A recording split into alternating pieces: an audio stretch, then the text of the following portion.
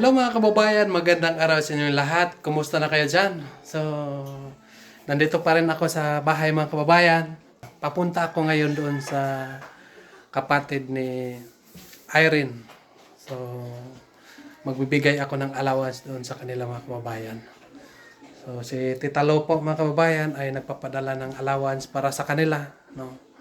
So, sabi niya sa akin mga kababayan ay tapusin lang daw niya yung grade 10 ni Mariah. So bahala na lang daw si Mariah mag-aral ng grade 11, no. 'Yon ang sabi ni Tita Lo sa akin mga kababayan, no. Kasi nasimulanan kasi masayangan din siya kung hindi siya kasi masayangan din mga kababayan si Tita Lo kapag hindi matapos ang grade 10 ni Mariah. So kaya ay sabi niya sa akin ay tapusin na lang daw niya ang grade 10. So, bahala na siya sa grade 11. At hindi din natin mapigilan yung bata. Gano'n na yung nangyayari sa kanya. Meron na siyang boyfriend. So, yung tinanong ko siya mga kababayan, akala ko ay hindi siya magsabi ng totoo. No? Pero, nagsabi siya ng totoo mga kababayan. At siya ay may girlfriend na. Girlfriend. May boyfriend na pala. So, yun mga kababayan ay hindi talaga natin mapipigil. Hindi natin mapipilit ang bata. Kahit sabihan natin nga huwag ka munang mag-boyfriend, pero nasa kanya lang yan. No? Kapag ayaw niyang maniwala, so wala tayong magagawa mga kababayan. At basta ay nagsasabi lang tayo ng karapat-dapat sana. No? So ako mga kababayan ay nahiya ako sa sponsor nila Mariah dahil po ay ganon ang nangyayari. So sana po ay panindigan ni Mariah nga kahit meron siyang boyfriend, so sana po ay may pagpatuloy niya ang kanyang pag-aaral. Baka naman sakali ay magbago pa yung isip ni Tita Lo. So, wala eh. Wala tayong choice. Kasi sa ngayon ay puntahan natin siya doon para makausap. Para makumusta yung kanyang kalagayan ngayon. No?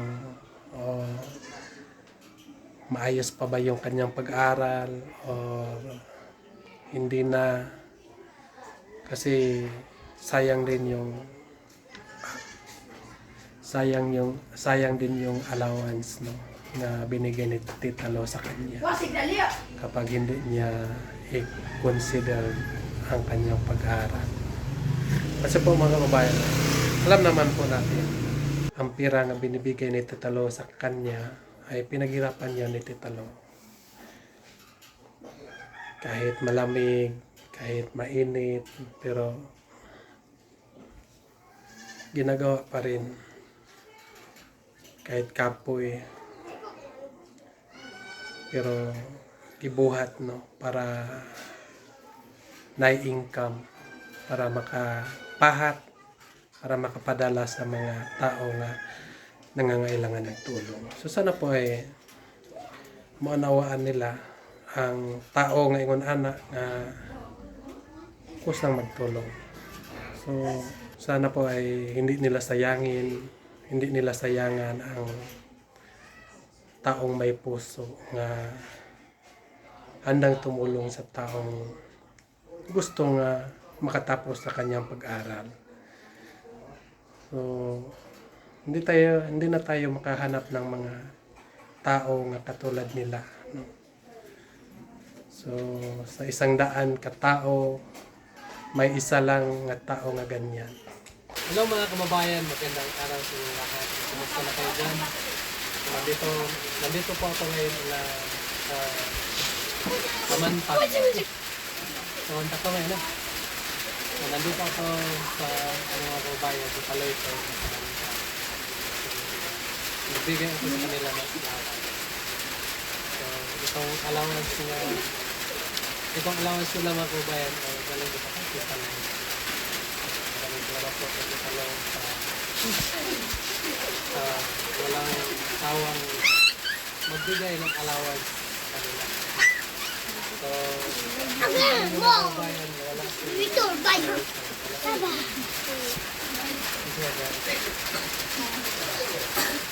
wala si Maraya dito mga kababayan kasi nanglapa daw siya.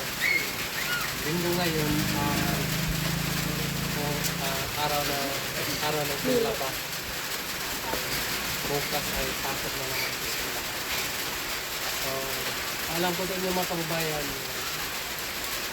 yung si Maraya po ay nagpatuloy pa rin ito sa loob ang pagsuporta sa kanyang pag-aaral hanggang matapos ang grade 10 niya. So, sabi niya sa akin, kapag matapos lang ang grade 10, bahala na po si Maraya sa grade 11. Importante na ngayon na taon, gusto nito talong na kapatuloy niya ang pagsuporta kay Maraya. So, ano po ay pagpatuloy pa rin ni Maraya ang so, yung mga kababayan, ito, pinadala niyo ito talong sa linggo na ito. Iba nagkita pero hindi ko rin siya magkalaw. Meron pa daw silang practice.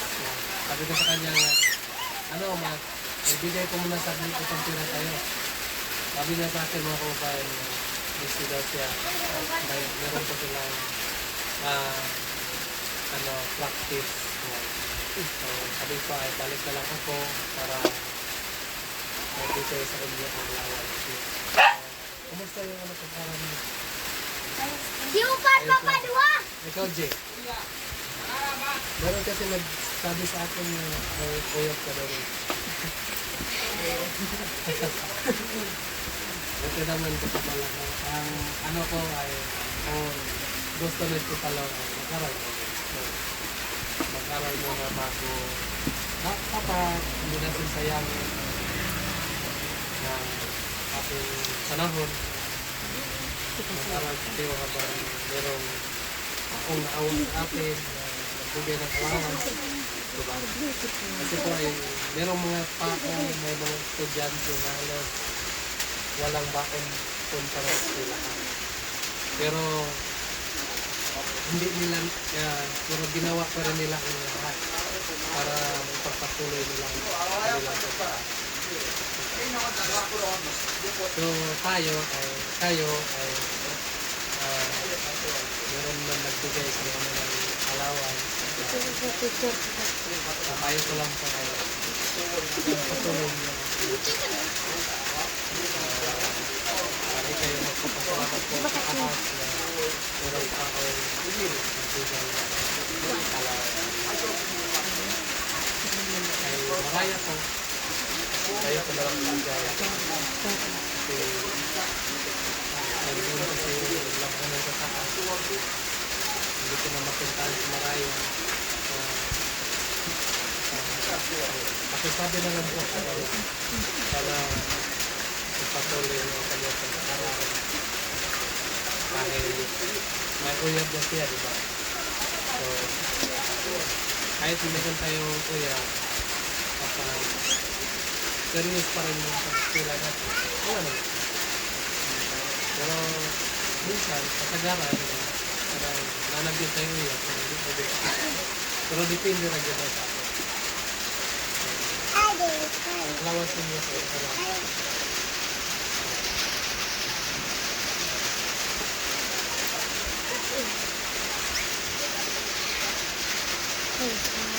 Maraming salamat po kay Tita Lo. Ito na yung pera mo, bigay ko sa inyo. Bigay ko na lang ito sa samantala. Tayo po, ang tutulan tayo. Bigyan kita ng 5,000. Ito na lang ang bigay ko.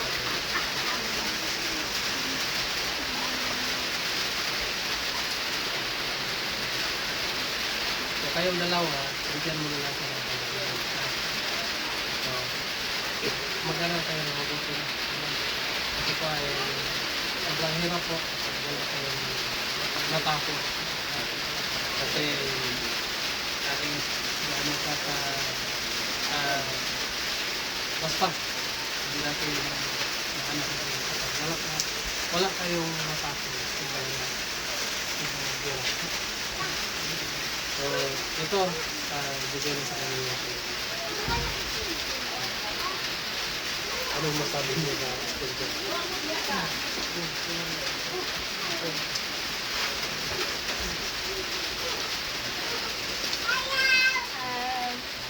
Unang-una po sa lahat, maraming salamat po sa Panginoon dahil hindi po dahil sa Kanya nangyari po lahat ng ito. Salamat din po sa Panginoon kasi parang inutusan niyo si Mami Luna, bigyan kami ng allowance para makapag-aral kami ng mabuti, makapagtapos kami. Then, salamat din po kay Mami Luna dahil nagpisigil siya na magbigay sa amin sa kada buwan. Kahit na ang layo niya, pero yung pagmamahal niya po talaga is nararamdaman ko talaga namin. And then, sa PB team, maraming salamat po sa PB team, tsaka sa iyo, Kuya, sa paghatid ng allowance namin. Maraming salamat po sa lahat. Sa mga followers, sa mga supporters ng PB team, Sir Paul, huwag niyo po kalimutan palagi na mag-subscribe, mag-like, follow, and share sa mga videos nila. Tsaka, ito lang po yung masasabi ko, hindi lang po sa akin, sa lahat ng mga scholar dyan. Sana po, mag-aral po tayong mabuti para mayroon po tayong maisukli sa ating mga sponsor kahit hindi tayo makasukli ng financial. At least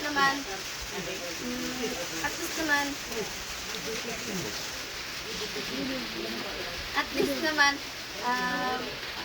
makapagtapos tayo at saka mayroong hindi maging useless yung mga binibigay nila na pera. Tsaka yun lang po, maraming salamat, tsaka God bless you all po. Sana bigyan pa po kayo ni Lord ng healthy na mga body. Thank you. So, yun po mga kababayan. Yun po ay